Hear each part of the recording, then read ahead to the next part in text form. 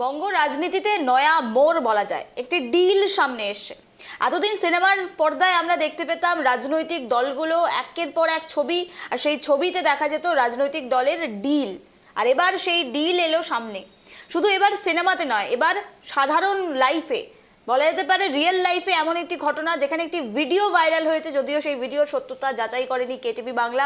তৃণমূলের পক্ষ থেকে সেই অভিযোগ, তৃণমূলের পক্ষ থেকে সাংবাদিক বৈঠক করে একটি ভিডিও দেখানো হয়েছে সংবাদ মাধ্যমকে, যেখানে দেখা যাচ্ছে হুমায়ুন কবির, বলা যেতে পারে কিছুদিন আগে তিনি তৃণমূলে ছিলেন এবং তারপরে তৃণমূলে তাকে বহিষ্কার করা হয়, তৃণমূল থেকে তৃণমূল বিরোধী কার্যকলাপের জন্য তাকে তৃণমূল থেকে সরাসরি বহিষ্কার করা হয় এবং নিজের তিনি দল খোলেন।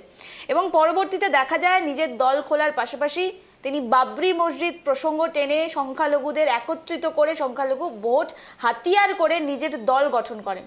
আর এবার সেই দল গঠন করার পেছনে আদতে ঠিক কি কারণে তার দল গঠন করা হলো, আর এই দল গঠন করে আগামী রাজনীতিতে কতটা নিজেদের ওপরে প্রভাব পড়বে, কতটা রাজনৈতিক দলগুলোর ওপর প্রভাব পড়বে, আর কতটাই বা তৃণমূলের ওপরে প্রভাব পড়বে, সে প্রশ্ন, সে ডিল এবার যেন সামনে এলো। যেখানে বলা যাচ্ছে ডিল করা হয়েছে, ডিলে যে ভিডিও অনুযায়ী যে আমরা কথা আলোচনা করব, যেখানে হুমায়ুন কবির তিনি বলছেন এক বিজেপি নেতা, এক শীর্ষ নেতা তার সঙ্গে কথা বলছেন, যদিও এখনো পর্যন্ত এটি অভিযোগের ভিত্তিতে আমরা বলছি এই ডিলের কথা। তৃণমূলের পক্ষ থেকে সাংবাদিক বৈঠক করে অভিযোগ তোলা হয়, যেখানে শুধুমাত্র হুমায়ুন কবিরকে দেখা যাচ্ছে ডিল করতে। সামনে কে রয়েছেন তা এখনো স্পষ্ট নয়, তদন্তের বিষয়। ভিডিও এখনো স্পষ্ট নয়, তদন্তের বিষয়।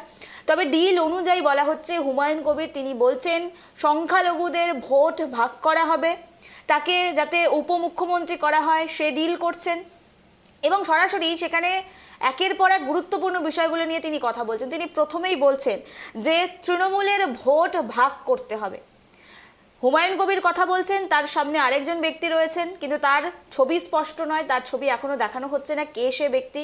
তার সঙ্গে হুমায়ুন কবির কথা বলছেন এবং তিনি বলছেন যে তৃণমূলের ভোট ভাগ করতে হবে, আর সেই ভাগ করার জন্য সংখ্যালঘুদের কাজে লাগাতে হবে। বলা হচ্ছে সংখ্যালঘুরা খুব ইনোসেন্ট, আর নিঃস্বার্থে তারা কাজ করেন, যা তাদেরকে যেভাবে ভড়কানো হয় সেভাবে তারা ভড়কে যান, এমনটা হুমায়ুন কবির বলছেন। এবং সেই ব্যক্তি যিনি কথা বলছেন তার মুখেও সে কথাই কিন্তু শোনা যাচ্ছে। অর্থাৎ তৃণমূলের যারা সংখ্যালঘুরা, যারা তৃণমূলকে ভোট দেয়, সে ভোটকে ভাগ করতে হবে, আর সেই ভোট ভাগ করার জন্য এবার হুমায়ুন কবিরকে নিজের দল গঠন করতে হবে।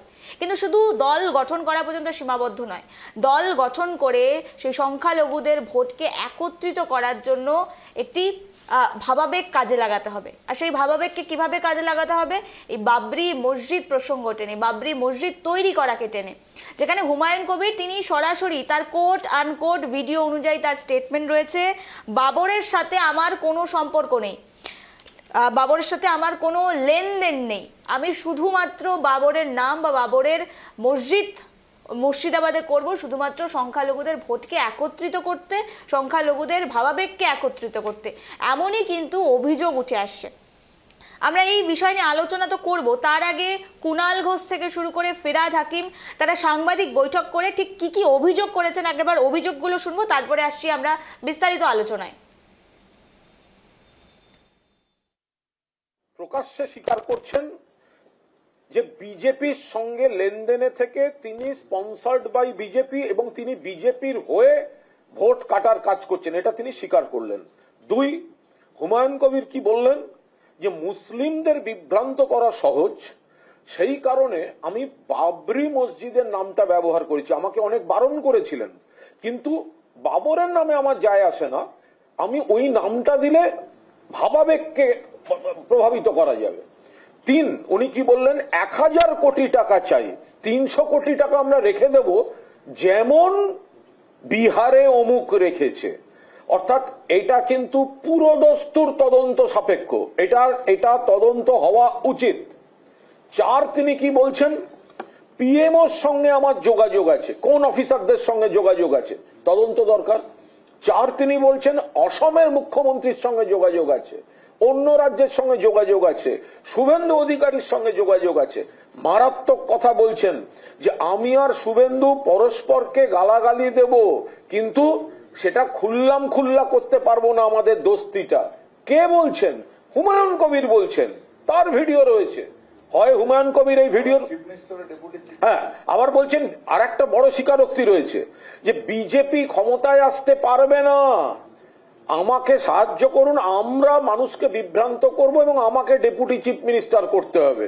অর্থাৎ বিজেপি টাকা দিয়ে হুমায়ুনের সঙ্গে ভোট ভাগের যে আঁতাত, সেটা আজকে সম্পূর্ণভাবে ফাঁস হয়ে গেল।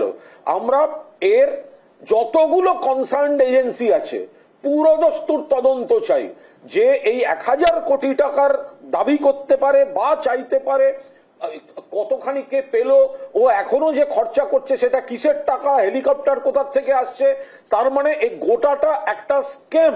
আমরা এই স্ক্যামের তদন্ত চাই এবং নীতিগতভাবে যে ভয়ঙ্কর আঁতাতটা, আগুন নিয়ে খেলা, এই আঁতাতটা ফাঁস হয়ে গেছে, এটা বাংলার মানুষ এই বিজেপিকেও চিনে নেবেন, আর ববিদা ঠিক যেভাবে বললেন হুমায়ুন কবিরকেও চিনে। बड़ी मस्जिद बना के सेंटिमेंट किया और यहाँ से पैसा रोजगार करके वो सिर्फ पैसा रोजगार नहीं कर रहा, पावर में आने का सपना देख रहा।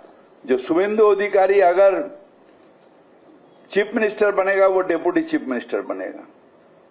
और दूसरा वो देख रहा है जो बीजेपी से कितना पैसा लिया जाए, क्या 1000 करोड़ का डील हुआ, 300 करोड़ लिया जाए, बीजेपी कहाँ रखना पड़े, बिहार का तरह क्या करना पड़ेगा, ये सब आया। इसका मतलब हुआ हमारे मुसलमान भाई के सेंटिमेंट, रिलीजियस सेंटिमेंट को बेचने का ये कोशिश किया।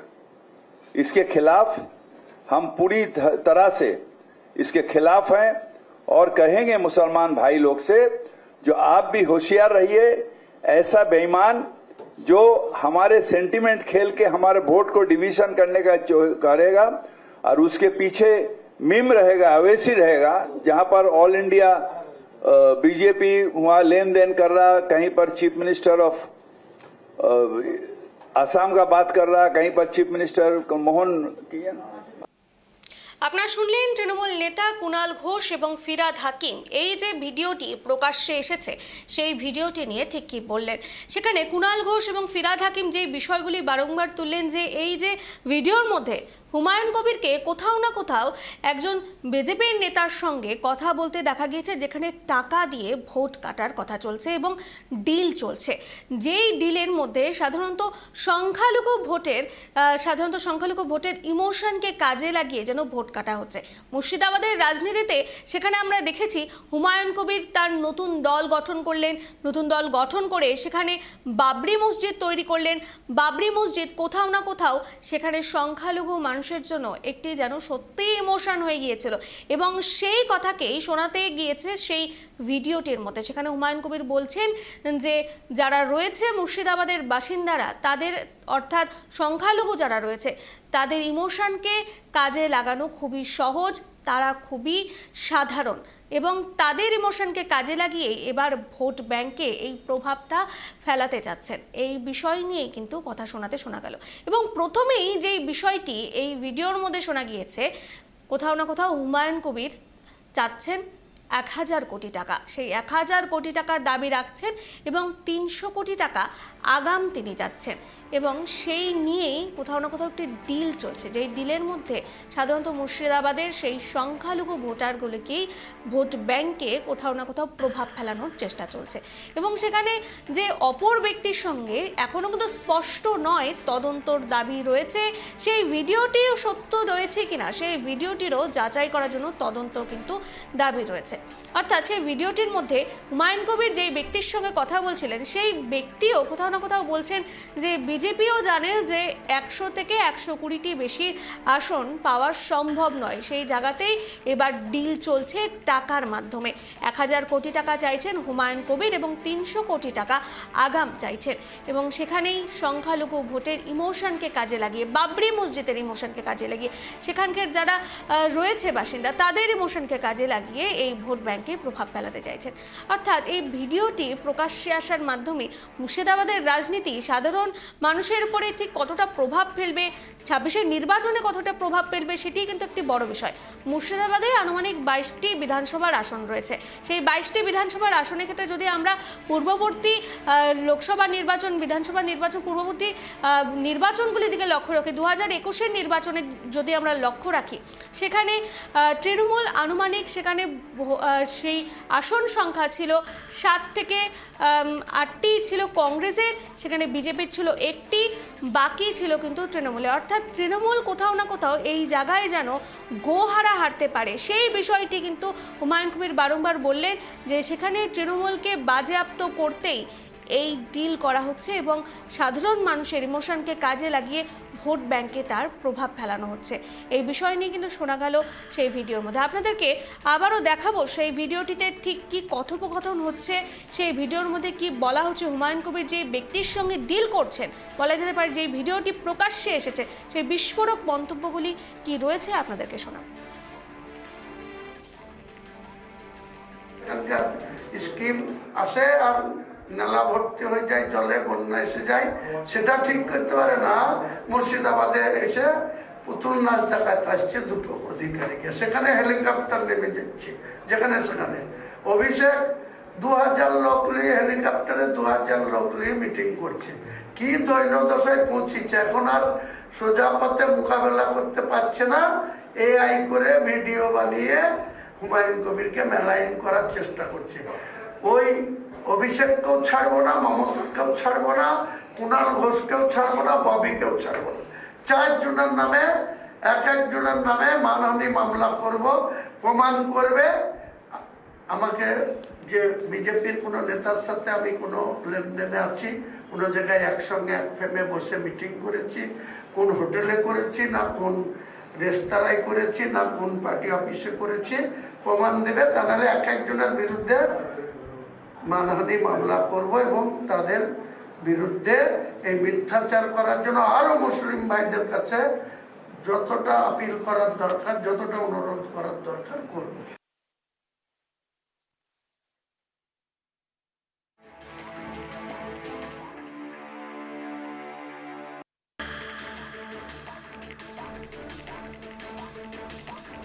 অত্যন্ত গুরুত্বপূর্ণ একটি আলোচনার দিকে কিন্তু আমরা নজর রাখছি, যেখানে হুমায়ুন এবং বিজেপির ডিল গোপন ভিডিও ফাঁস হয়েছে।